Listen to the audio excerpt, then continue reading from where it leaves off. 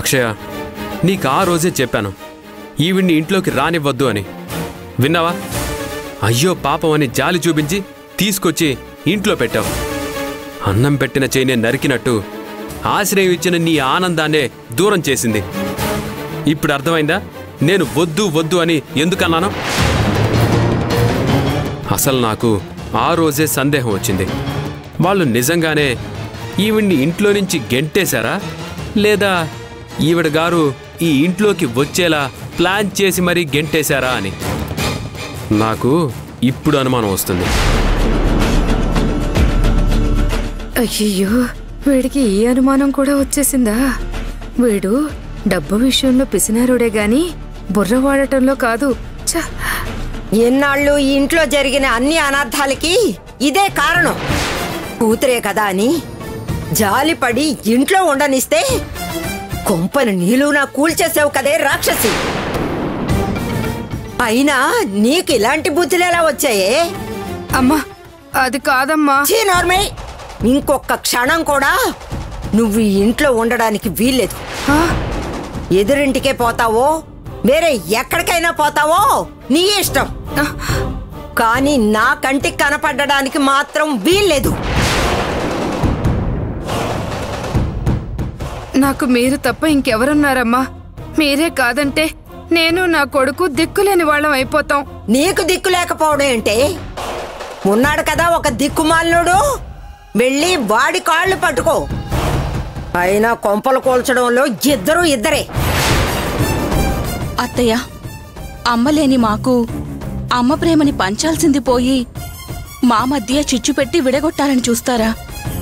మేము ఏ రోజు మిమ్మల్ని తక్కువ చేసి మాట్లాడలేదు అత్తయ్య. మరి మాపై మీకెందుకు అంత పగ? మా చిన్నన్నయ్య చాలా మంచోడు, మేమంటే చాలా ఇష్టం. అలాంటిది మా చిన్నన్నయ్య మనసును మార్చేసి మాకు దూరం చేసావు. ఎందుకత్తయ్యా? శైలజ, నువ్వుండు. అక్షయ, నువ్వేం మాట్లాడవేంటి? ఇన్నాళ్ళు ఇంట్లో మన మధ్య చిచ్చు పెడుతూ చలి కాచుకుంటున్న ఈవిడి గారిని ఏం చేద్దాం? కళ్యాణి, నువ్వు ఇంట్లో అడుగు పెట్టక ముందు కార్తీక్ ఇలా ఉండేవాడు కాదు. చెల్లెళ్ళన్నా వదినన్నా వాడికి ఎంతో ఇష్టం, గౌరవం. రాజా తిడితే మౌనంగా భరించేవాడే కాని ఎదురు తిరిగి ఒక్క మాట కూడా మాట్లాడెరుగడు. నువ్వు ఇంట్లో అడుగు పెట్టాక తండ్రి లాంటి అన్నయ్య చొక్కా పట్టుకునే స్థాయికి వెళ్ళాడు. ఇప్పుడు అడుగుతున్నాను, బీరువాలో ఉన్న నగలు దొంగిలించి కార్తీక్ ఇచ్చింది నువ్వే కదూ?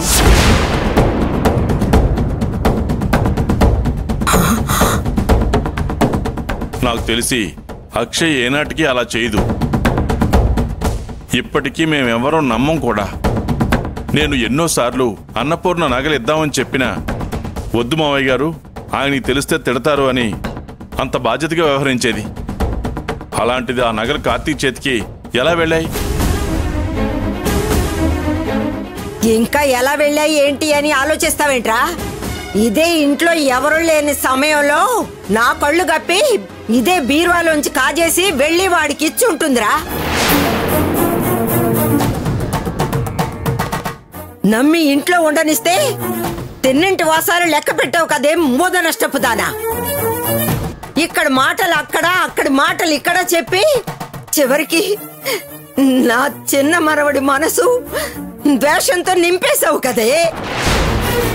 నువ్వు బాగుపడవే, పురుగులు పట్టి చేస్తావే, పురుగులు పట్టి చేస్తావు. నీ మాటలు నమ్మి వాడు అలా తయారయ్యాడు. వస్తున్నాడు కదా, వాడి నోటుతోనే నిజాలన్నీ కక్కించి వాడితోనే నిన్ను ఈ ఇంట్లోంచి బయటికి గెంటిస్తాను.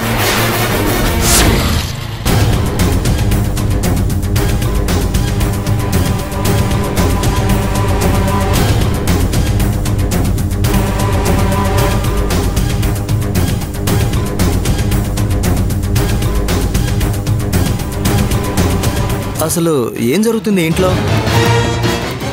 ఇది ఇల్లు అనుకున్నారా లేక సత్రం అనుకుంటున్నారా? అయిన వారికి ఆకుల్లో, కాని వారికి కంచాల్లో వడ్డించటం ఈ ఇంట్లో వాళ్ళకి బాగా అలవాటైపోయింది. నువ్వేం మాట్లాడి వింటానయ్యా?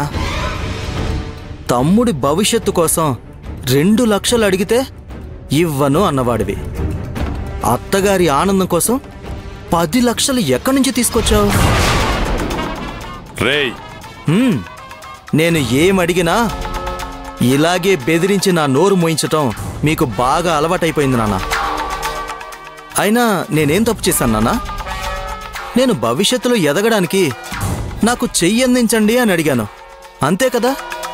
నేనేం ఆస్తులు అంతస్తులు రాసివ్వడాన్ని వచ్చి కూర్చోలేదు కదా. దానికే నన్ను కొట్టి ఇంట్లోంచి గెంటేశారు. నీ కొడుకు జీవితం ఏమైపోయినా పర్వాలేదు కానీ ఇదిగో ఈయన గారిని మాత్రం ఇంట్లో కూర్చోబెట్టి ముప్పొద్దులా మేపుతున్నారు. రేయ్, నిన్ను ఆగండి.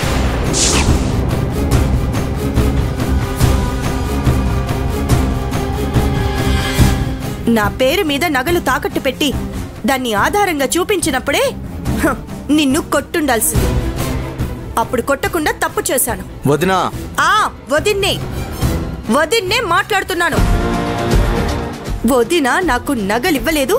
ఆ చీటీపై నేనే వదిన పేరు రాయించి ఇలా అందరి ముందు దోషం చేస్తున్నాను అన్న భావన నీ మనసులో పెట్టుకొని పైకి మాత్రం నేనే తప్పు చేశానని ఇంట్లో ఎవ్వరికి తెలియకుండా నేనే ఆ నగలు నీకిచ్చినట్టు చెప్పి అందరి ముందు నన్ను దోషిగా నిలబెట్టావే, ఆ వదిన్నే మాట్లాడుతున్నాను. రేయ్, అడుగుతుంటే ఆవిడ మొహం చూస్తున్నావేంట్రా? నిజం చెప్పు, నీకు నగలు తీసుకొచ్చి ఇచ్చింది అత్తయ్య కదా?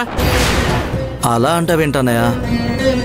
వదినే తాకట్టు పెట్టినట్టు ఆ రోజు మీకు చీటీ కూడా చూపించాను కదా, మళ్ళీ అడుగుతారేంటి? రేయ్ దౌర్భాగ్యుడా, నిజం నీ కళ్ళ ముందే నించునుంది, ఇంకా బుకాయిస్తావేంటి? హే కళ్యాణి, ఇంకా అలా గుడ్లు అప్పగించి చూస్తావేంటి? నువ్వు చేసిన పాపాలని చెప్పి వాడి బుర్రకు పట్టిన బూజుదిలించు. అత్తయ్య, ఏంటి వీళ్ళనేది? నాన్న నువ్వు పాపం చేసినట్టుగా చెప్తున్నారేంటి? అసలు ఏం జరిగింది? తప్పంతా నాదే కార్తీక్.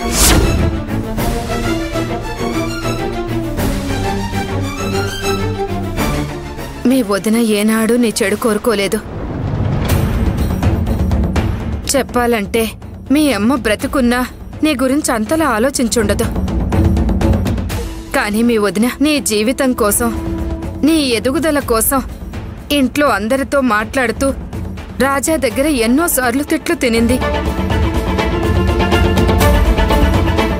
అయినా ఎలాగైనా కార్తీక్కి సహాయం చేయాలని తాపత్రయపడేది. కానీ మీ వదిన గురించి, మీ అన్నయ్య గురించి నీకు చెడుగా చెప్పి నువ్వు వాళ్లపై ద్వేషం పెంచుకునేలా చేశాను. అప్పటికే మీ అన్న వదినల మీద నువ్వు కోపంతో రగిలిపోతుండటంతో నీ కోపాన్ని అవకాశంగా తీసుకుని నేను మీ అమ్మ నగలు దొంగిలించి నీ చేతిలో పెట్టి ఆ తప్పు అక్షయ్ మీదకు వచ్చేలా చేయాలని నీకు సలహా ఇచ్చాను.